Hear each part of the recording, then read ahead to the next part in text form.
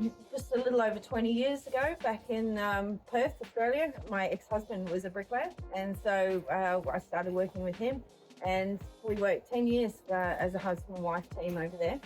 And after the earthquakes in Christchurch, I moved over here to help with the repairs and the renovations until it brought me over to here in Auckland, and I've been up here ever since.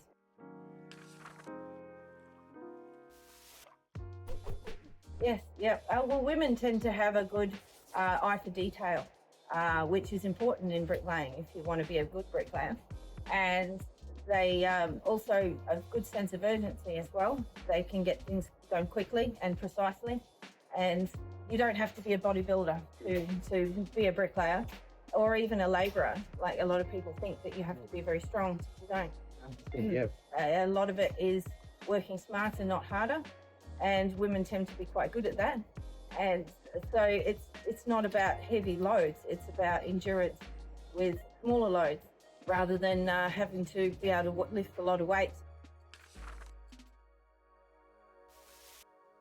Well, bricklaying it's definitely a learning on the job kind of job, and you're getting paid a decent wage to actually learn as well. Although it takes quite a few years, that's not studying for 3 years, that's earning money for 3 years.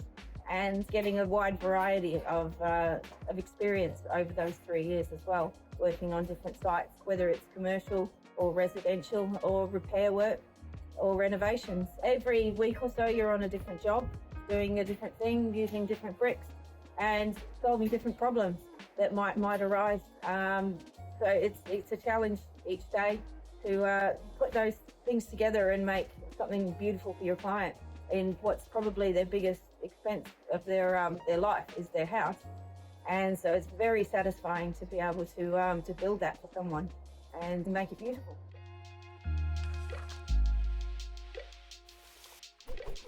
Bricklaying is universal from New Zealand to Australia to Europe to the UK or even to America and Canada.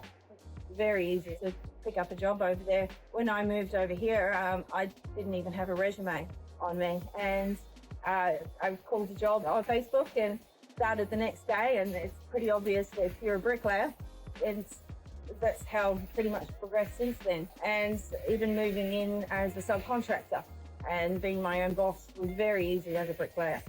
A lot of bricklayers even become tilers. I've known a lot of bricklayers because it's the same sort of working with masonry. And there's quite a few bricklayers in the BCITO doing training and teaching our young apprentices. And a lot of builders also are bricklayers.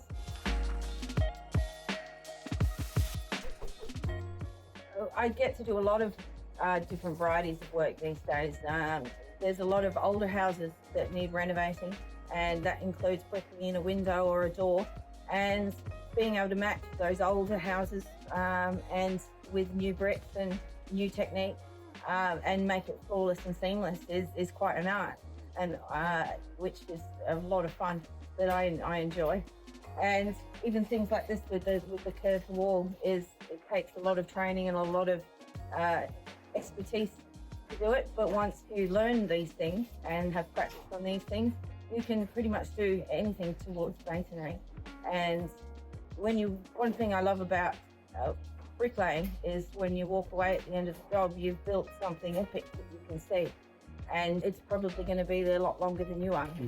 It could well stand for over 100 years. Yeah, while your kids are still around. Yeah. Yeah.